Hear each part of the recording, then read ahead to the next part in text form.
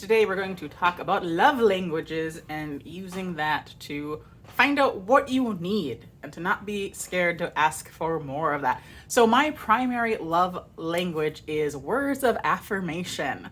So it doesn't really matter who it is.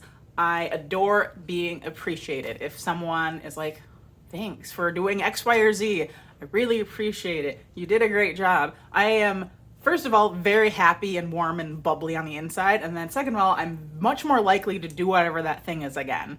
So if I've done a really good job on something and somebody appreciates it, I want to keep doing a good job. And yeah, like I said, it makes me feel warm and fuzzy and loved. And if I don't get that, I do not feel that way. And I might feel a little resentful or a little sad or a little feisty. So usually my love is amazing at appreciating me. He knows this about me.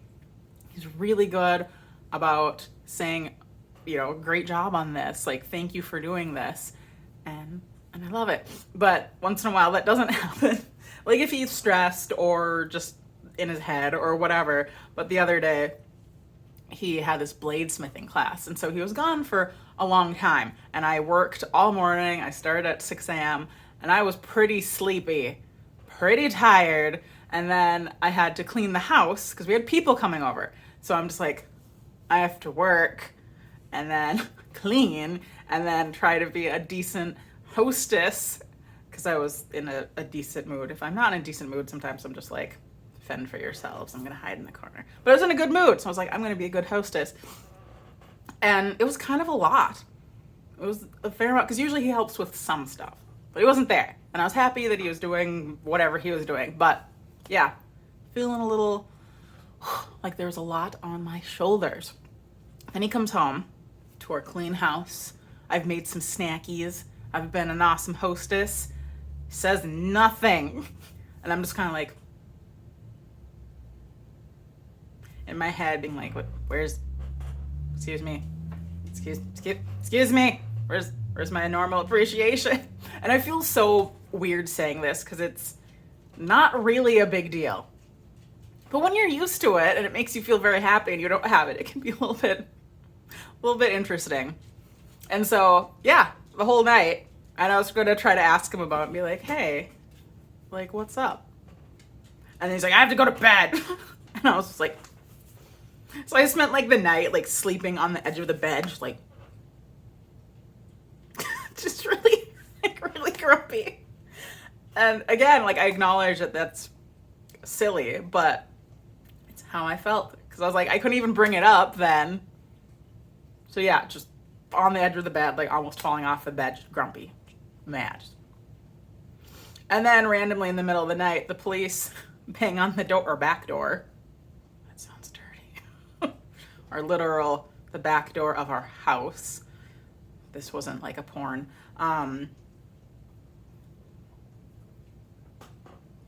Too many interesting images going through my head. Anyway, they're pounding on our back door. Sorry. So he might have left his car open and somebody who I guess has been robbing people all over the neighborhood went into his car and stole like random tools, which I'm like, well, maybe you could, I don't know, could maybe get something for like a nice tool, but like a hoodie and just super random stuff. And then a collapsible bike that he had in his car. Did not get very far. Got a few feet before the police found her. But they were asking, hey, did this stuff come from, is this your stuff? Did it come from your garage? Did it come from your car? But yeah, 2 a.m, we were up to deal with that. And then finally I was able to be like, hey, this is what I'm feeling blah about. And he was like, oh man, I'm sorry. Yeah, you did a great job. Thank you. And I was like, okay, I feel better. And it was just so, if like I said, it feels really silly, but just being able to say, hey, I feel grumpy about this. And then to have him be like, oh, okay. Yeah, thanks. You're swell. Made me feel a lot better. And sometimes I feel like we should be able to self-soothe in that kind of situation. But sometimes it's nice to be able to communicate. Because if like those little things, if you don't get them out, And especially if they just keep happening. So if maybe he was really, really busy, just chronically busy, and just kept kind of not doing the things that I love him to do, that could build up some resentment, because I've been in relationships like that before, where I've done a lot and then received no appreciation, and I just really not great. And I try to appreciate people up and down for stuff, because I know I like it. And obviously everyone has different love languages, and so it's good to be mindful about that too, because somebody might have a love language that's completely different from yours.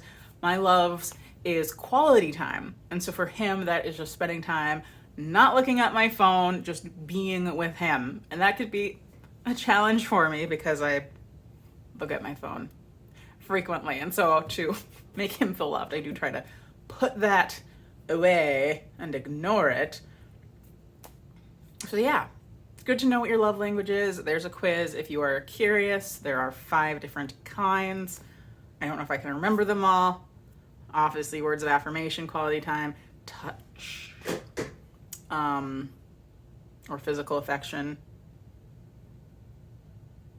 gifts. What's the other one? There's one more I don't remember.